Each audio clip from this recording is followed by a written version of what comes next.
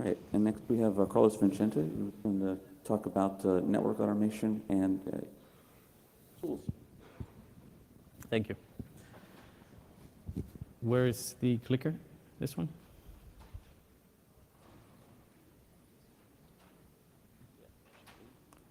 Next, okay. So first of all, the name of the talk is Automatically Build, Test, and Deploy Your Network Configurations. Who here has seen this cartoon character, Kipper? I love Kipper because I want to be like Kipper. He's a very mellow dog, and he likes an easy, simple life. And I guess the real question, the real test for network automation is whether it can do that for us, network engineers. Can we have a simpler life? I think so. What the problems we're facing today is many of us are too used to handcrafting our configurations and copy-pasting from here to there, and it's just bad. I mean, you can always figure out which device you copied a configuration from because you always miss something, right? And it leads to inconsistencies, and over time you have a network where nothing is the same, and that's a problem. You need to make a change across every device. It takes forever because you have to figure out every single difference and take it into account. It just doesn't scale, so we want to move away from that. The other problem is we normally don't have a formal approval process.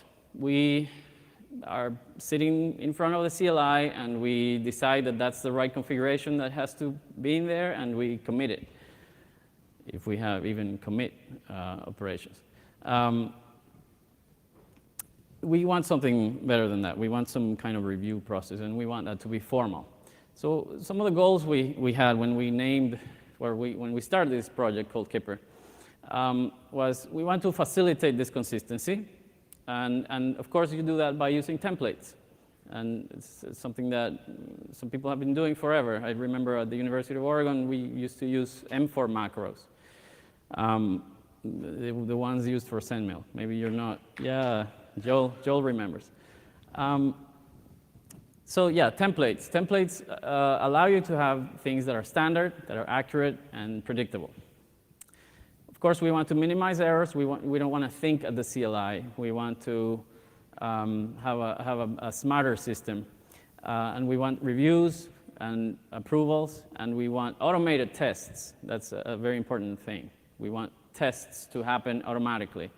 And we want to increase speed. We want to be able to change things faster. More goals we had were, of course, use open source if possible, use open standards if possible, for the obvious reasons. And what can we do? We can learn from software engineers. They've been automating for the longest time. They have this concept called continuous integration, continuous delivery, CI/CD. And the idea is there's many people working on the same code in their own little things, and they integrate those changes frequently so that it's easier to deal with problems early on instead of waiting days later when a lot of code has to be merged. They do this, and they automate the build, the test, and the deploy process of this. And that allows them to identify errors very quickly. And there's many tools available that help with that. One of them is Jenkins, which we'll talk about. The other group we can learn from is sysadmins. They've been managing hundreds of servers or thousands of servers, and they've figured out that there are some good tools out there that they can use, or they've actually written these tools, like Chef, Puppet, Ansible, Salt. And these are nothing more than domain-specific languages that allow them to specify the state that they want the particular thing to be in. And they combine that with version control so that they can have a way to go back if something breaks, and a way to see where something broke exactly and who broke it. Oops. Okay. The problem is these concepts and processes are, for the most part, very much missing from networks. Why? Well, because it's hard, and we haven't had the right tools until now. But things are improving. The case of Dyn is we have about 20 data centers around the world in 5 continents. We have hundreds of network devices, and we have multiple teams that need to touch these devices. We have system administrators, automation, network people, et cetera, et cetera. And the company is growing fast, and so automation has been a main priority. And we've had, and we continue to improve automation on servers and applications, but as of last year, we pretty much didn't have any network automation. So speaking of open standards, in terms of network configuration management, we have pretty much the only thing is netconf. It has many cool things, but one of them is the idea of a candidate configuration. We have this idea of transactions, and there's this candidate database that we work on without affecting the operation of the device, and we can compare that candidate database with a real database that's in production. It can use SSH as a secure transport. Almost everything speaks SSH these days. And one good thing is that there's good support on Juniper, probably because they were very much involved in the standardization process of netconf.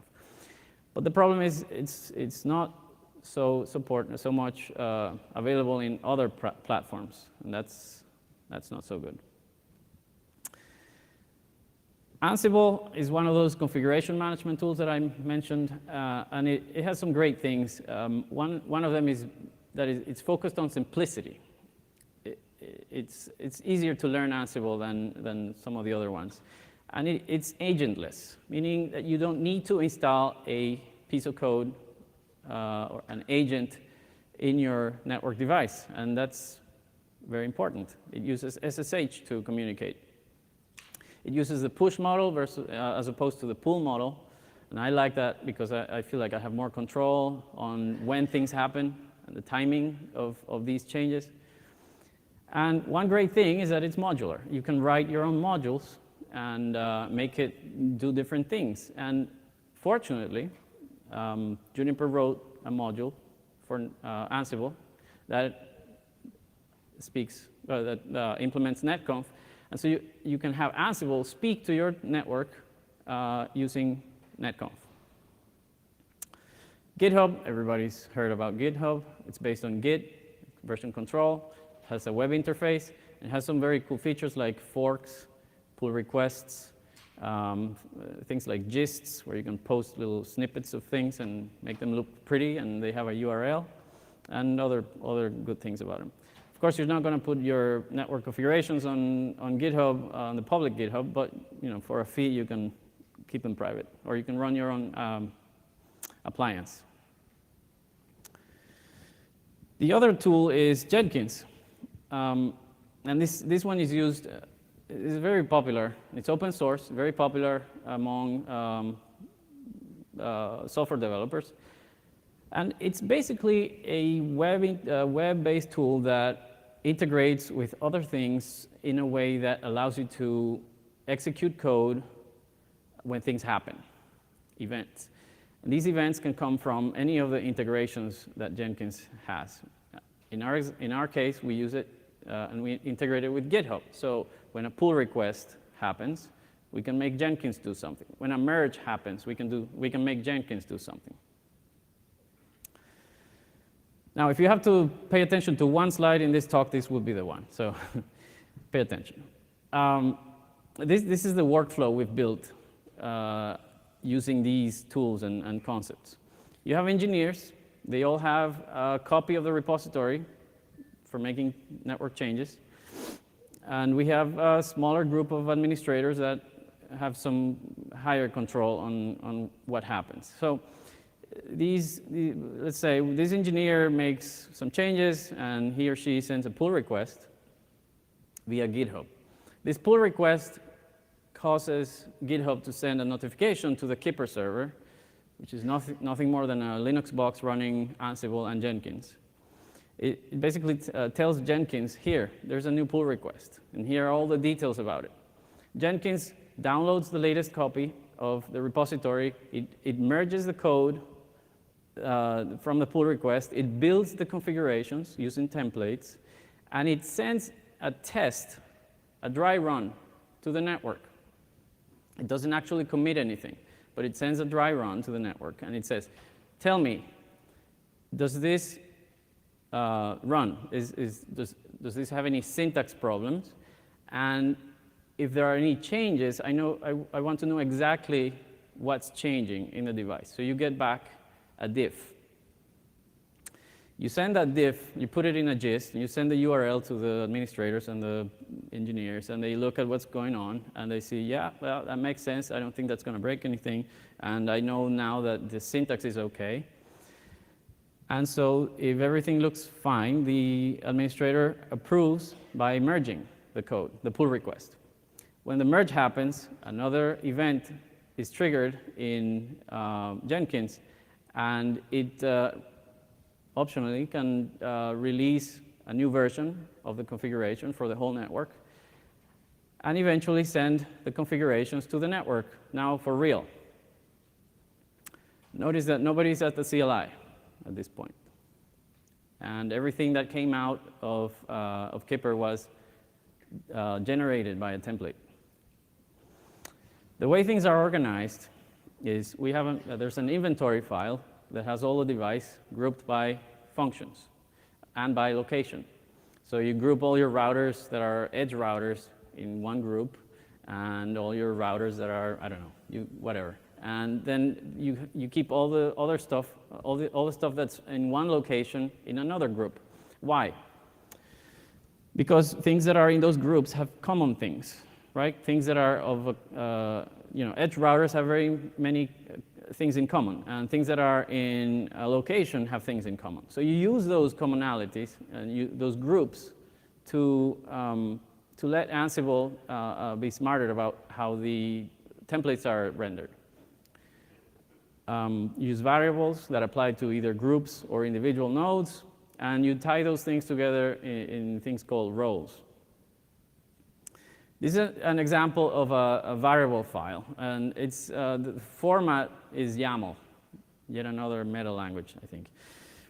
And it's basically text, key value pairs, and lists, and they can be nested lists, etc. So it's very easy to read, easy to edit. And you can notice that we have two directories there. One is group variables, and there's one called all, and those variables apply to everything.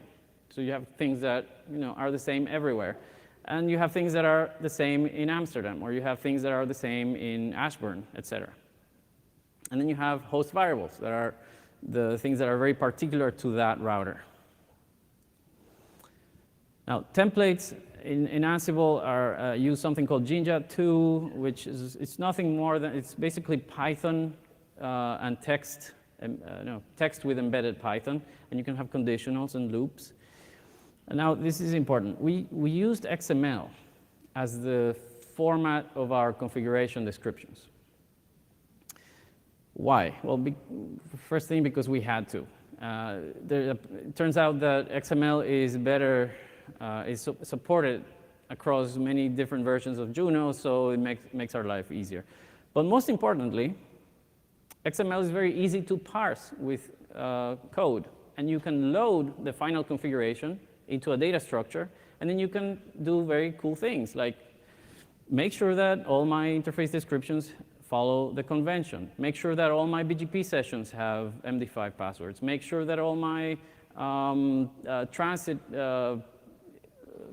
my connections to transit and peering have arrays disabled for IPv6, et cetera, et cetera. So the possibilities are, endless. You just need to write some simple code. This is an example of a template.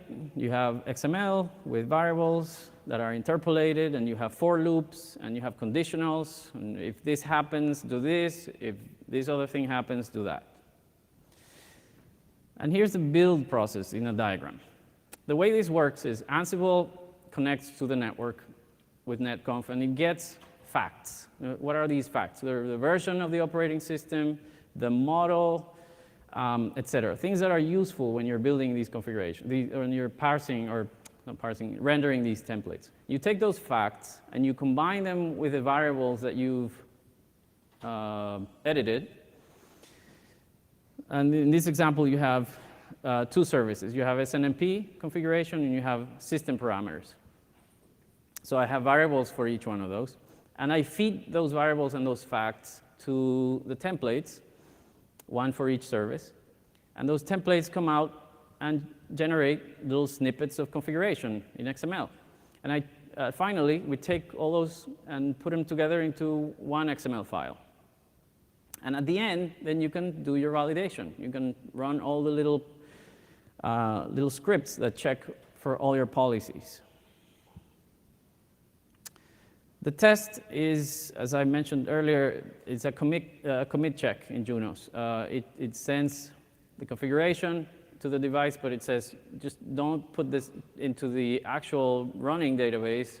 Just put it into your candidate database and tell me if it looks OK, and tell me what would change by comparing it with what's running. Or tell me if there are any errors. And you send those back to the administrators. And the deploy process is basically just committing that. And you can do things additionally to committing. For example, you can run rancid, or you can send notifications to the NOC telling them that something's changing. So, all that said, you tell me, Carlos, I have thousands or hundreds of devices, and it's a big mess. How do I start? Where do I start? How do I tackle this problem? Well, as with anything that's complicated, start simple. Look at all the most common parts of your configurations. Maybe your NTP servers are mostly the same everywhere. DNS, SNMP, prefix lists that are common everywhere. And you take those things that are easy to do, quick gains, and you build templates for them.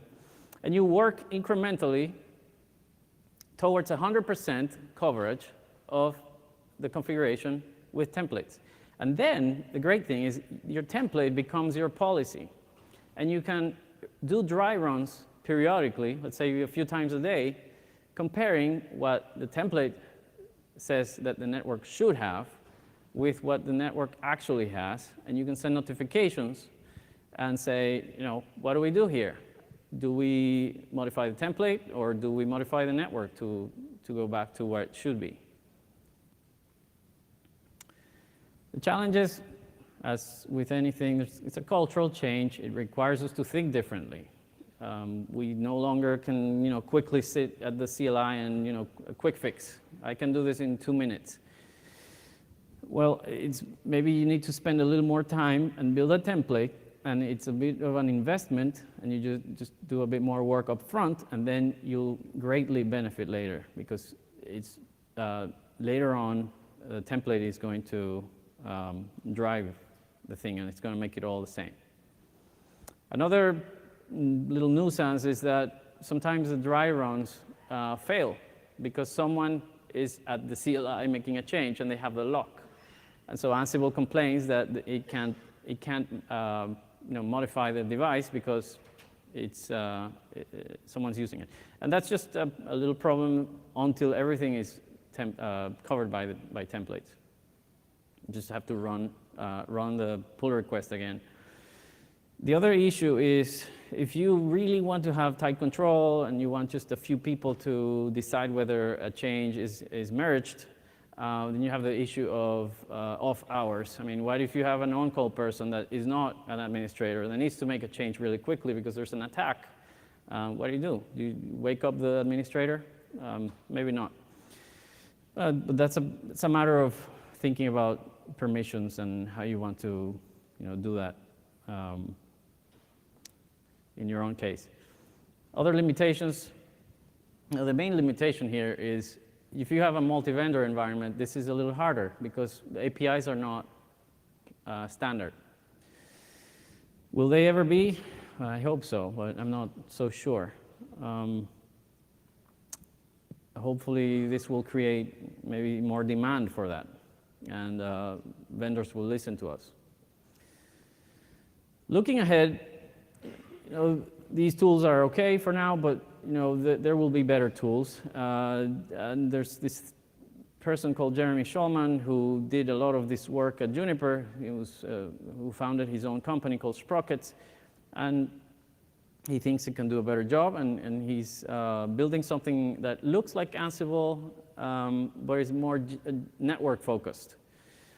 And from what I hear, he's solving the problem of the multiple APIs by adding those integrations into the tool, so that he has integrations for netconf, and he can deal with the different APIs, and you probably won't have to deal with them. And yeah, things might change. I mean, this is the solution for the problem we have now. But some trends that we're observing, for example, we're going more towards open platforms where software is not tied to the hardware. And so we won't be dealing with these black boxes anymore. And so maybe the need for a common API is not as relevant. We also see the trend of overlay versus underlay networks, where the underlying network, legacy network, is very static and it doesn't change anymore as much. And then some of the intelligence has been pushed to the hypervisor that runs all the virtualization, and that's where a lot of the change happens. So these problems might change in the future, and we'll deal with them as they come. The final thing I wanted to add was a note on network design. Automation is great, and we feel the urge to automate more and more. But one thing we need to ask ourselves is, can I even avoid touching the network in the first place? Because if I can achieve that, then it's better. One thing to think about, really, which is very important, is there a tight coupling between my servers, my services, and my network? When I make a change in a service or a server, do I need to touch the network too? And if so, there is tight coupling, and I need to think about how to avoid that. Maybe use more routing protocols. Push the security more down to the server, et cetera, so you don't have to be touching the network so much. So just design with that in mind. And in the spirit of sharing, I put together this repository in GitHub where you can use the same Ansible playbooks with some generic data and a couple of templates that will give you an idea how to use this yourselves, and hopefully it'll be useful. And maybe you'll look at them and tell me that I'm doing it all wrong and that I really don't know Ansible and I can do it in 3 lines instead of 10. That'll be great. So that is it. We have some time for questions, I think.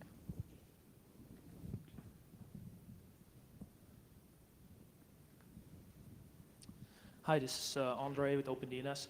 I have a question. Have you thought about extending the test framework with just a diff and maybe spinning up all of instances, or wondering what your thoughts are? Yeah, ideally you would test in a staging environment, and that could be that you have a separate data center where you have a replica of everything that you have everywhere else. So ideally you would put that into the workflow. Apply these in the staging environment first, and let's make sure that doesn't break. Alternatively, you can virtualize it, and you can find more and more resources for that. Junos has had a virtual SRX box for a long time, and now I believe they have an MX version of that. And so eventually you should be able to virtualize a test environment that would be useful. I hope I'm answering your question. Tony Tauber, Comcast. How many vendors support this commit check type of function that you talked about? I honestly only have experience with Junos. However, the netconf standard has it in there. So if the vendor supports netconf, but maybe some of the other APIs, maybe Arista and the other APIs that are proprietary also have this feature. And is that the way, so you had a validation step in there. Is that the only way that you have currently to do that, or do you have other things that you've found? Yeah, so the test is two things. The test is the code you run on the data, on the configuration structure, to make sure that it follows some policy that you define. And the other is making sure that the commit passes syntax checks and that you see what is going to change exactly. That's pretty And much so it. the way, just so I'm clear, the way you're doing the syntax check is the commit check, or there's No, it happens. If the engineer is running Ansible in their workstation, they can actually run some of those checks in locally before they even get to the network. The policy checks. Okay, thanks.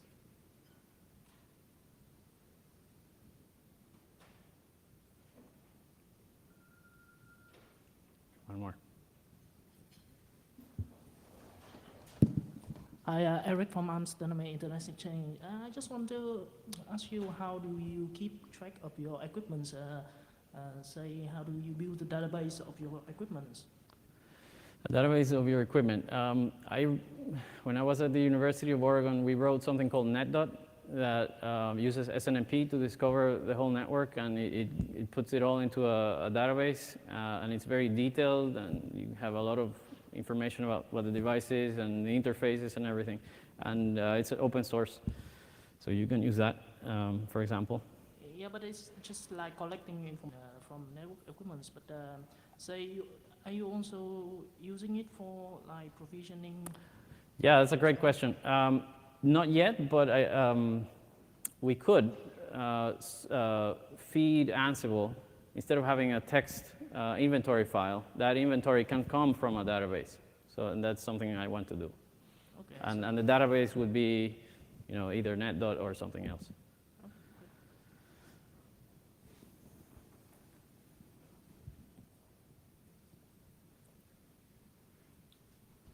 Joel Yeagley. So you reminded me of something, of course, because my first experiment with configuration automation was Dave Meyer's M4 macros for building Cisco configs, which basically ruined me on this idea for about a decade. But I think in the interim, like a lot of stuff has happened. I mean, I think we used to see this as a source of competitive advantage if your organization could actually do this. At this point, it's basically all I can do to keep from falling behind. That we, step up our game on automation. And I think one of the interesting things that our industry is faced with is that we all do this slightly differently. And if it's no longer a source of competitive advantage, there are economies of scale to be reaped if we all do it in a relatively similar fashion. So I definitely applaud talking about it. Thanks. Thank you. Okay. Thanks for listening, and enjoy the day. Oh.